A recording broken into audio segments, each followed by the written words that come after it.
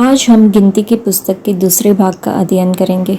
यूसुफ के वंश में से एप्रैम के वंश के जितने पुरुष अपने कुलों और अपने पितरों के घराने के अनुसार 20 वर्ष या उससे अधिक आयु के थे और जो युद्ध करने के योग्य थे, वे सब अपने अपने नाम से गिने गए। और एप्रैम गोत्र के गिने हुए पुरुष 40,500 थे। मनश्शे के वंश के जितने पुरुष अपने कुलों और अपने पितरों के घरानों के अनुसार 20 वर्ष या उससे अधिक आयु के थे और जो युद्ध करने के योग्य थे, वे सब अपने अपने नाम से गिने गए। और मनश्शे के गोत्र के गिने हुए पुरुष 32,200 थे। बिन्यामीन के वंश के जितने पुरुष अपने कुलों और अपने पितरों के घराने के अनुसार 20 वर्ष या उससे अधिक आयु के थे और जो युद्ध करने के योग्य थे, वे सब अपने अपने नाम से गिने गए। और बिन्यामीन के गोत्र के गिने हुए पुरुष 35,400 थे। दान के वंश के जितने पुरुष अपने कुलों और अपने पितरों के घरानों के अनुसार 20 वर्ष या उससे अधिक आयु के थे और जो युद्ध करने के योग्य थे, वे सब अपने अपने नाम से गिने गए। और दान के गोत्र के गिने हुए पुरुष 62,700 थे। आशेर के वंश के जितने पुरुष अपने कुलों और अपने पितरों के घरानों के अनुसार 20 वर्ष या उससे अधिक आयु के थे और जो युद्ध करने के योग्य थे, वे सब अपने नाम से गिने गए। और आशेर के गोत्र के गिने हुए पुरुष 41,500 थे। नप्ताली के वंश के जितने पुरुष अपने कुलों और अपने पितरों के घरानों के अनुसार 20 वर्ष या उससे अधिक आयु के थे और जो युद्ध करने के योग्य थे, वे सब अपने अपने नाम से गिने गए। और नप्ताली के गोत्र के गिने हुए पुरुष 53,400 थे।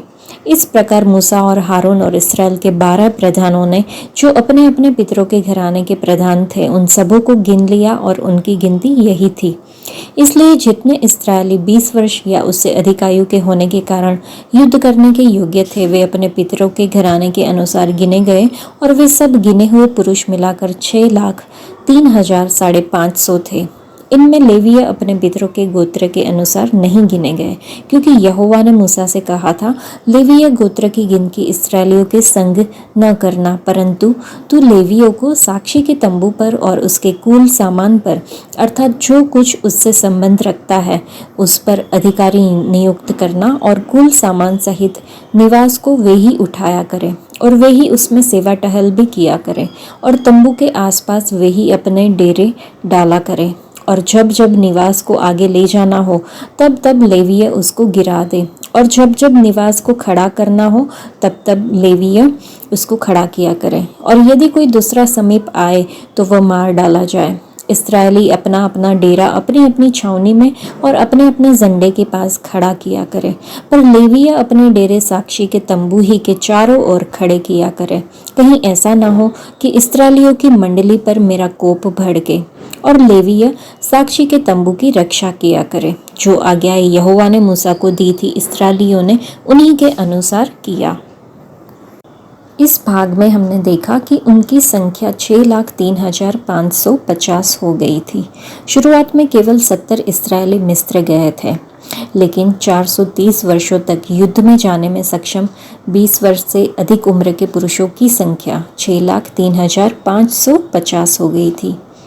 यदि हम सभी महिलाओं, 20 वर्ष से कम उम्र की महिलाओं और बुजुर्गों की गिनती करें, जो युद्ध में जाने के लिए पर्याप्त मजबूत नहीं थी, तो संख्या बहुत ही अधिक होनी चाहिए। इन लोगों के इस प्रकार बढ़ने का कारण क्या था?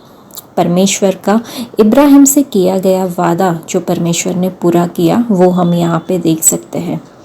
आज जैसा कि यीशु मसीह के माध्यम से इब्राहिम से वादा किया गया था, उसने पूरी दुनिया में मसीहों की संख्या में वृद्धि की है। क्या ऐसा नहीं है? हमारा परमेश्वर अपने बच्चों का पालन पोषण करता है, लेकिन शत्रु शैतान परिवारों को नष्ट करने और बढ़ने से रोकने में लगा रहता है। फिरौन ने दाइयों को नर बच्चों को मारने का आदेश दिया था। फिर उसने सभी नर बच्चों को नदी में फेंकने का आदेश दिया था। हालांकि मूसा को यहोवा परमेश्वर ने बचाया था, जो कि हमने अध्ययन किया था। हेरोदेस ने भी 2 वर्ष से कम उम्र के सभी नर बच्चों को मार डालने के लिए आदेश दिया था, जो कि हम नए नियम में पढ़ेंगे। लेकिन यीशु मसीह बच गए। हमारा प्रभु परमेश्वर यहोवा कभी नहीं बदलता। वे अपने वादों के प्रति सच्चे हैं। क्या बस इतना ही है? जैसा यहोवा ने कहा था, उसने इन सब लोगों को मिलाप वाले तंबू के चारों ओर और तंबू के सामने करीने से और सुंदर ढंग से झंडे लटकाकर डेरे खड़े किए। उसने उन्हें जंगल में मन्ना अर्थात स्वर्ग की रोटी खिलाई। जब उन्हें पानी की आवश्यकता हुई तब उसने उन्हें पानी दिया। हमारा परमेश्वर कितना महान है। वे इस जंगल के जीवन में यहोवा निस्सी की छड़ी के साथ कितने अद्भुत ढंग से हमारा नेतृत्व करते हैं और हमारा पालन पोषण करते हैं। आज परमेश्वर यहोवा दुश्मन की सभी कपटपूर्ण चाल, उपकरणों और बाधाओं पर काबू पाने में हमारी मदद करे, जो हमें परिवारों को आध्यात्मिकता और संख्या में भी बढ़ने से रोकते हैं। हमारा परमेश्वर हमारे परिवारों को बढ़ने और समृद्ध होने में मदद करे, ऐसी हमें प्रार्थना करनी चाहिए। आज के लिए इतना ही। परमेश्वर आप सबको आशीष दे। धन्यवाद।